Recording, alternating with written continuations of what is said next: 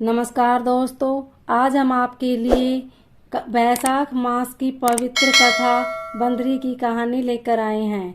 कहानी सुनने के बाद आप हमारे चैनल को सब्सक्राइब करें, बेल आइकन को प्रेस करें ताकि हमारी वीडियो की नोटिफिकेशन सबसे पहले आप तक पहुंचे। वीडियो को लाइक और शेयर जरूर करें। एक राजा था। वह वैशाख माह में प्रतिदिन ब्रह्म मुहूर्त में उठकर गंगा जी में स्नान करता था। राजा का आदेश था कि मुझसे पहले गंगा जी में कोई भी स्नान नहीं करेगा। राजा जब गंगा जी में स्नान करने जाते तो उन्हें प्रतिदिन शांत जल के स्थान पर हिलता हुआ हलचल युक्त जल दिखाई देता। तो राजा को संदेह होता था कि निश्चय ही मुझसे पहले कोई प्रतिदिन गंगा जी में स्नान करता है। अतः राजा ने नदी के तट पर पहरेदार बिठा दिए। गंगा जी के तट पर एक वृक्ष था। उस पर एक बंदरिया रहती थी। वह प्रतिदिन राजा के स्नान करने से पूर्व स्नान करके वृक्ष पर चढ़कर बैठ जाती थी। इस प्रकार होते होते पूरा वैशाख माह व्यतीत हो गया, किंतु अंतिम दिन राजा के सिपाही ने देख लिया और उस बंदरिया को पकड़कर राजा के पास ले गए और कहा कि यह बंदरिया आपसे पूर्व प्रतिदिन गंगा जी में स्नान करती है। उधर राजा की प्रतिज्ञा थी कि यदि कोई भी स्त्री मुझसे पूर्व स्नान करती होगी तो मैं उससे विवाह कर लूँगा। इसलिए राजा को बांदरी के साथ विवाह करना ही पड़ा। वैशाख स्नान के पुण्य से बंदरी के गर्भ ठहर गया। 9 मास पूर्ण होने पर बंदरी ने राजा से पूछा कि शिशु जन्म के समय मुझे क्या करना चाहिए।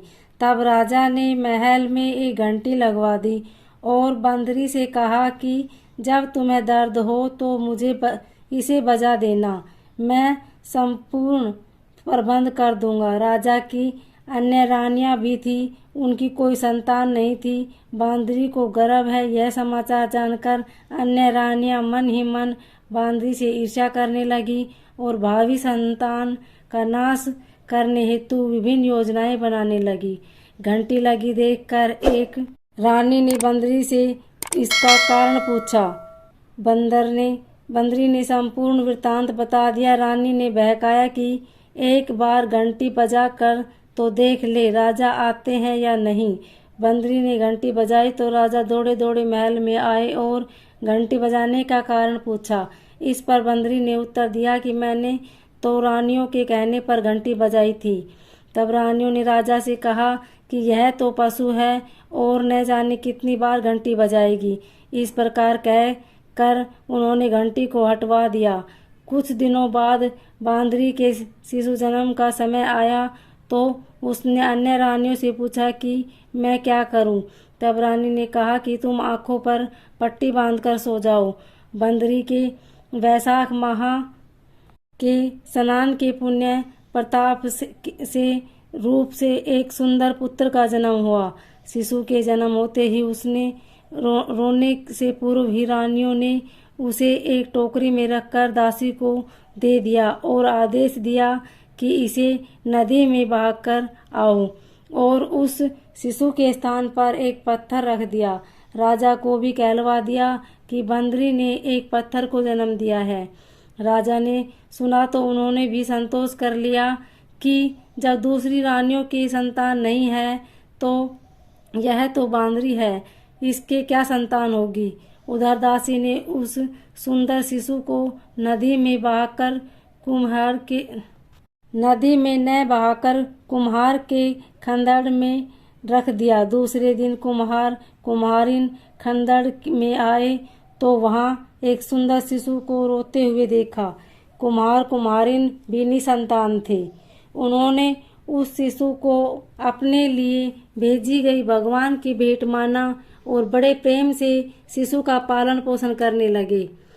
कुछ बड़ा होने पर बालक को यह ज्ञात हुआ कि रानी बंदरी का पुत्र है, जिसको रानियों ने मरवाना चाहा था। एक दिन वह बालक कुम्हार के बनाए हुए मिट्टी के हाथी घोड़े लेकर पनघट पर जा बैठा और दासियों को देखकर कहने लगा कि आओ रे मेरे मिट्टी के हाथी घोड़े, पानी पियो। जब दासियों ने यह बात सुनी तो हंसने लगी और बोली, अरे मूर्ख, कभी मिट्टी के हाथी घोड़े भी पानी पीते हैं क्या? इस पर उस बालक ने कहा कि कभी बंदरी के भी पत्थर जन्म लेता है क्या? उस बालक की यह बात सुन दासियों ने जाकर महल में कही। तब रानियों ने दूसरे दिन विष मिलाकर लड्डू भेज दिए। ईश्वर की कृपा से लड्डू गोंद और बादाम के हो गए और उन लड्डू को खाने से उस लड़के की मृत्यु नहीं हुई।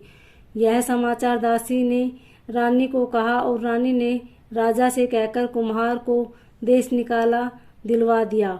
कुम्हार वन में रहने लगा।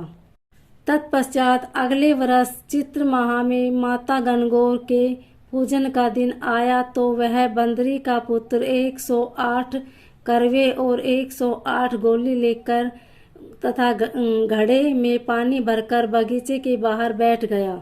उधर राजा की और साहूकार की पुत्रियां गणगौर बनाने के लिए मिट्टी लेने के लिए आई तथा बगीचे में खेलने और झूलने लगी। इस कारण कुछ समय बाद उन्हें प्यास लगी। तब उन्होंने उस बांदरी के पुत्र से जल पिलाने के लिए कहा तो उस बालक ने उत्तर दिया कि मेरे पास एक गोली है, इसे खाते जाओ और मेरी चारों ओर फेरी लगाती जाओ, तब मैं तुम्हें जल पिलाऊंगा। इस पर पहले तो कन्याओं ने मना किया, किंतु प्यास तीव्र होने के कारण मान गई। इस प्रकार गोली खाने और उस युवक के साथ फेरे लेने से वह गर्भवती हो गई। बाद में जब उसके माता पिता को यह ज्ञात हुआ तो वह सभी कुम्हार के पास आए और संपूर्ण वृत्तांत सुनाया तथा कहा कि तेरे पुत्र ने हमारी कन्याओं से विवाह किया है, अब तुम्हें उन्हें अपने पास रखना होगा।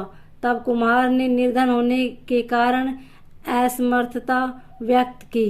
2 कन्याओं के माता पिता ने बहुत सारा धन देकर अपनी कन्याओं को कुम्हार के घर विदा किया और कुम्हार के घर 108 बहुएं आ गई और कालांतर में उनके 108 ही पोते हो गए। कुम्हार के समस्त नगरी को भोजन हेतु निमंत्रण दिया और राजा को भी बुलवा दिया। राजा के यहाँ से रानी बंदरी के अतिरिक्त सब भोजन हेतु पधारे। तब राजकुमार राजा की आज्ञा लेकर बंदरी को लेने रथ पाल के लेकर गया और लाकर सभा में सबसे ऊंचे स्वर्ण आसन पर बिठाया। राजकुमार ने अपनी सभी पत्नियों को समझा दिया था कि बंदरी मुझे जन्म देने वाली माता है। एक एक बहू रानी बंदरी के चरण स्पर्श करती और एक एक सोने का सिक्का और पोते को गोद में देती गई। जब राजा को अन्य रानियों ने यह सब देखा तो कुम्हार के पुत्र को इसका कारण पूछा। रानियों को तो संदेह होने लगा कि यह अवश्य ही बंदरी का पुत्र है, इसलिए रानी और रूठकर राजा को कहने लगी कि कुम्हार के पुत्र ने हमारा अपमान किया है और बंदरी का सम्मान किया है, अतः हम लौट कर जा रही हैं। इधर राजा को पुत्र के जन्म का संपूर्ण रहस्य ज्ञात हो गया, इसलिए उन्होंने रानियों को देश निकाला दिया और अपनी सभी पुत्र वधू एवं पोत्रों को लेकर महल में आ गया और राजकुमार का राज तिलक हुआ। कुम्हारिन को राजकुमार ने महल में रहने के लिए निवेदन किया, किंतु वह नहीं माने। तब राजा ने उन्हें ढेर सारा धन दिया। वैशाख स्नान का इतना महत्व है तो सबको वैशाख स्नान करना चाहिए। बांदरी ने वैशाख स्नान किया तो उसे राजा का राज्य, पुत्र, बहुएं आदि प्राप्त हुई है। ईश्वर जैसे बंदरी को पुण्य दिया,